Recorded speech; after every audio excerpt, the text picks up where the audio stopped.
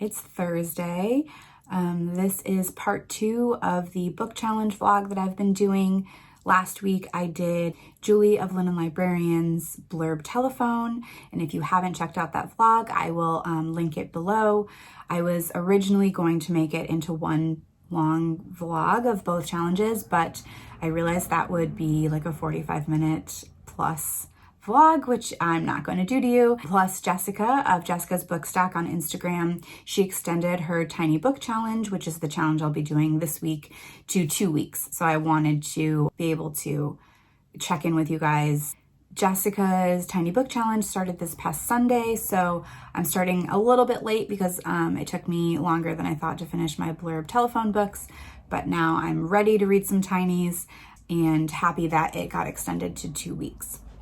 To update you on the blurb telephone, I left off my last vlog saying that I was about 50 pages into Sempre Susan by Sigrid Nunez, and I did finish that last night. So good. I love Sigrid Nunez's writing. I found it just so interesting, her experience living and having a relationship with Susan Sontag, especially while she was dating his son, and kind of the dynamic there between Susan and her son David. And just who Susan Sontag was as a person.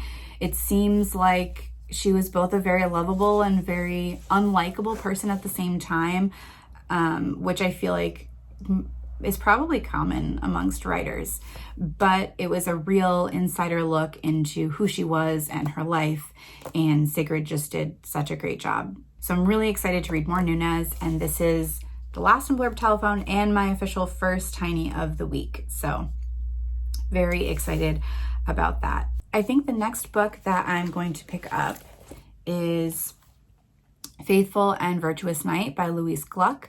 I am picking up this one just because it's a pretty small collection of poetry, and I think I can read it fairly quickly today, and I just wanted to get in another tiny before my brother gets in tonight. He is visiting and staying with us through the weekend until Monday, so I'm not sure how many tinies or books or reading time I'll have to myself over the weekend. So I just wanted to get in one more tiny and then pick it back up on Monday night after he leaves.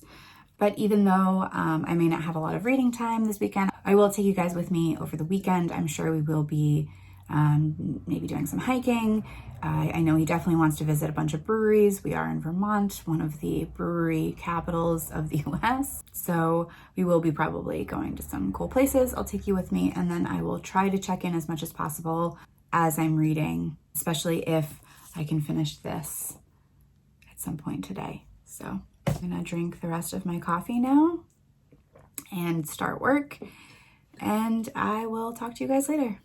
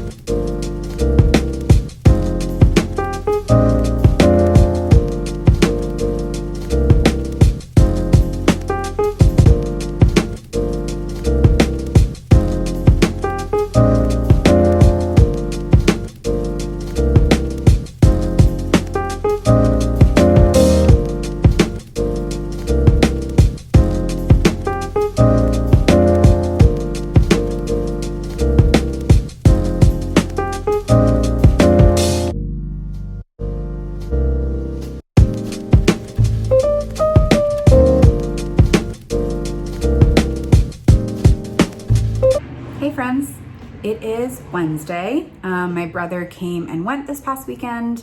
We had a really good time. We went to a lot of breweries, we ate a lot of food. I'm not used to that many beers in that short amount of time. Admittedly, I'm not a big drinker, so a few days of brewery tours kind of took me out a little bit, but I'm recovered, and it's been a busy start to the work week, having missed a few days.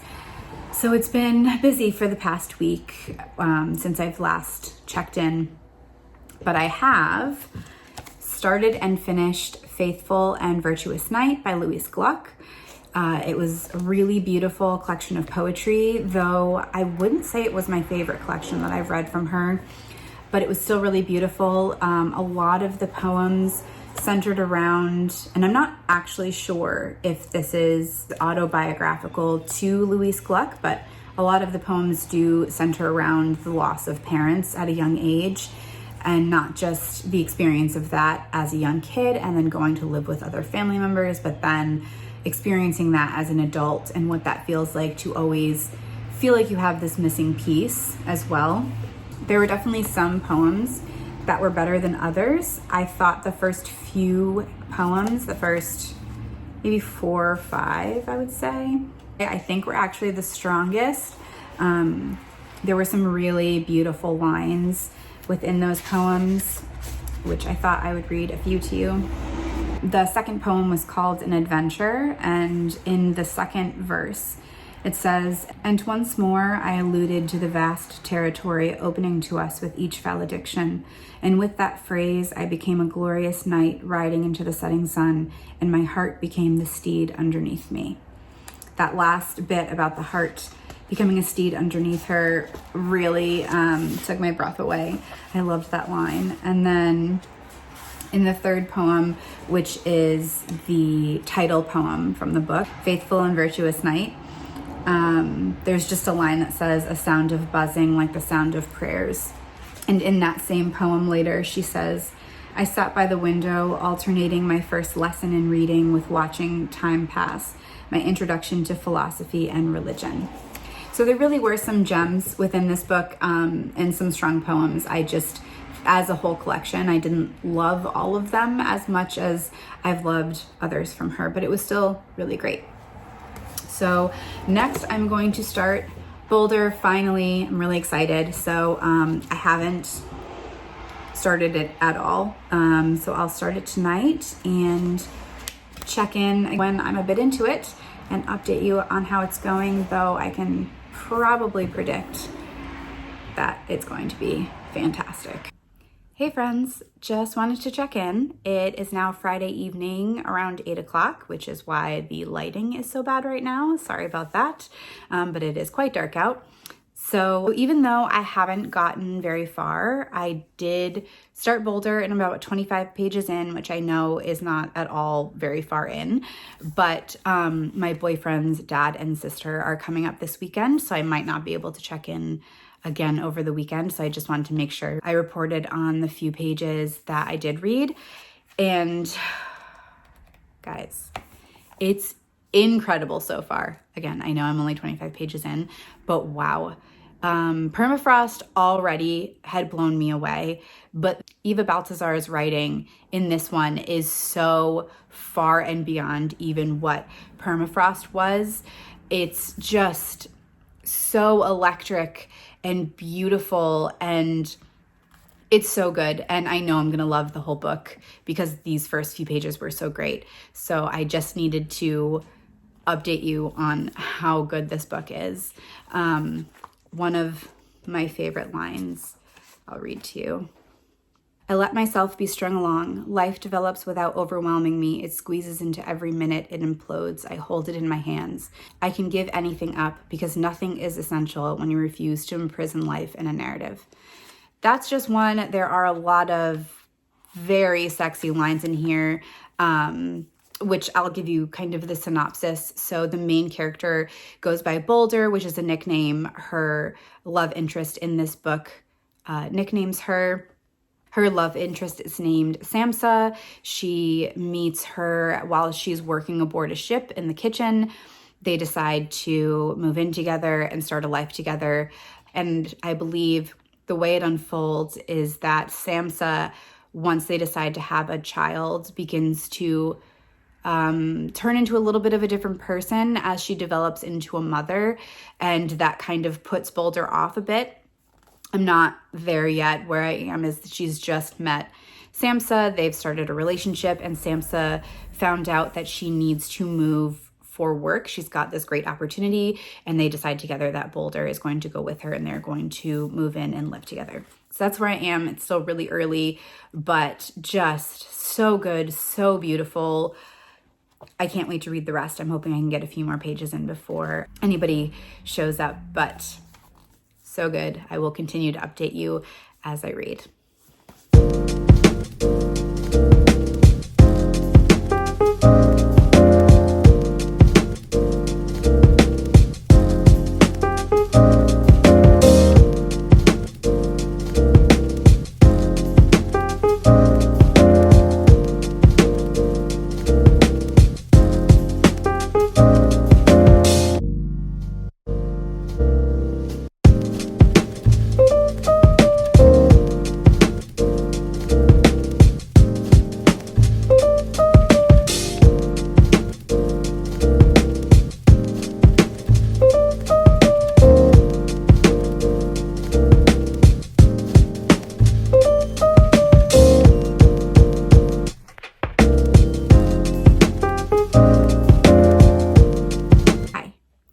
So it is Wednesday, and I nearly forgot to wrap up this vlog. So that's what I'm doing now. Had a wonderful weekend with our visitors. We did a bit of hiking. We peeped some leaves. We ate some good food, some good barbecue specifically, which does exist in the state of Vermont, shockingly. And most importantly, I finished Boulder. And this book was maybe one of the best I've ever read, certainly one of the best of this year. It has some of the most luscious sentences you'll ever read. I know I described a bit of the premise earlier in the video, but essentially we follow our protagonist, who is nicknamed Boulder by their lover. Boulder is kind of an ornery, woman of solitude, not a natural mother figure or family figure. And the beginning of the book starts off with Boulder as a cook on a ship. And then at one of the ports, she meets Samsa. They start having a relationship. Eventually, Samsa gets a new job in Iceland, and Boulder decides to move with her to Iceland, where they will live together. Shortly after moving, Samsa decides that she wants a child, and that dynamic of the relationship completely changes, and the rest of the story kind of follows the relationship between Samsa and Boulder and how that relationship evolves and changes with a child in the picture and suddenly being a family rather than just this couple. And I loved it. The writing is just delectable. It's so good. I underlined so many sentences, but I will share a few. My hands are knives, basting brushes, squeezers. I use them to manipulate food and also plunge them inside my head, where they braise the desire that occupies and perishes me. Sorrow holds me because it has tentacles. I am its sustenance. It stores me. I could eat her with the calm deliberation of a person eating a bunch of grapes. A fresh layer of skin that wants for nothing and refuses to be touched, that wallpapers a generic name over the proper name of the woman I loved. And those are just a few. I could genuinely read from half of this book. Each sentence is its own form of incredible, and I don't think I've ever read such great writing. So good.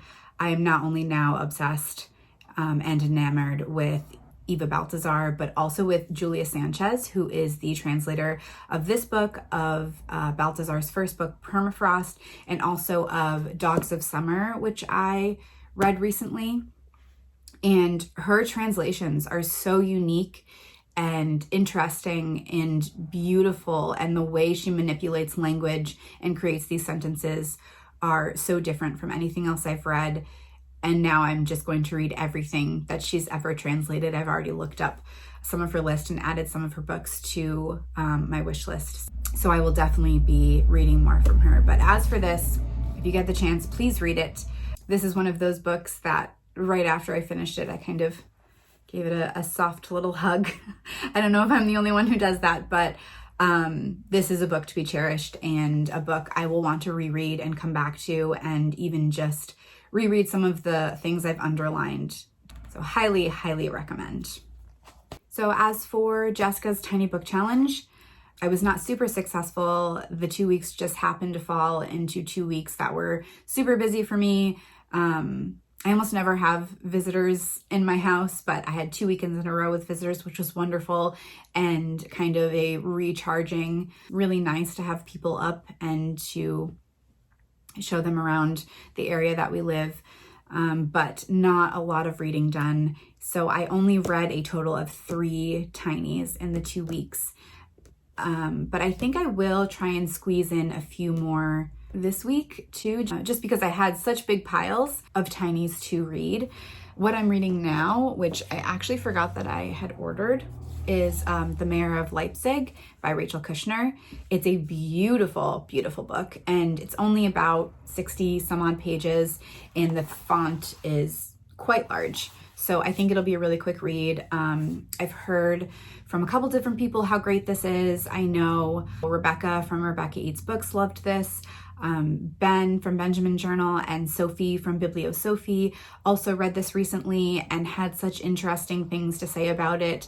And I think even though it's a very short book, from what I've heard, it seems to be quite a conversation starter. So I'm very excited to read this and be a part of the conversation.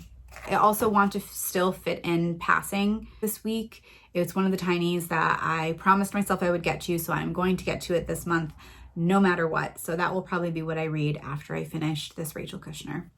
So that's my future reading. And I lastly wanted to mention that I got a bit of book mail this week. Catapult was kind enough to send me Gentrifier by Anne Elizabeth Moore.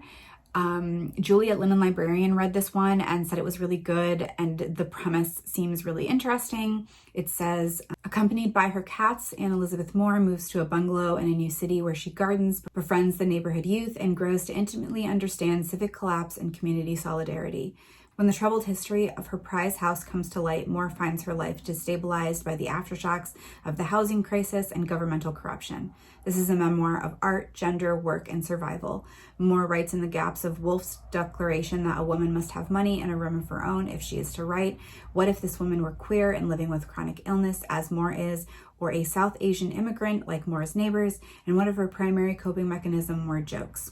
Part investigation, part comedy of a vexing city, and part love letter to girlhood, Gentrifier examines capitalism, poverty ownership, and whiteness, asking if we can ever really win when violence and profit are inextricably linked with victory.